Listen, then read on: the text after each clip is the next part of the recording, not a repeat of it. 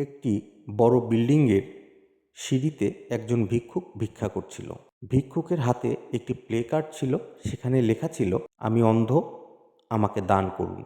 সেই সিঁড়ি দিয়ে একটি কোম্পানির মার্কেটিং অফিসার যাচ্ছিল। যাওয়ার সময় মার্কেটিং অফিসার দেখতে পায় ভিক্ষুকের সামনের থালায় একটি মাত্র পয়সা পড়ে আছে।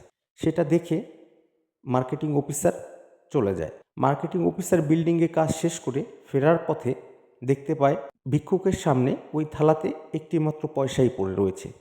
তখন ভিক্ষুকের হাত থেকে প্লে কার্ডটি নিয়ে মার্কেটিং অফিসার সেখানে লিখে দেয়, "আজকের দিনটি সুন্দর, কিন্তু আমি দেখতে পাচ্ছি না।"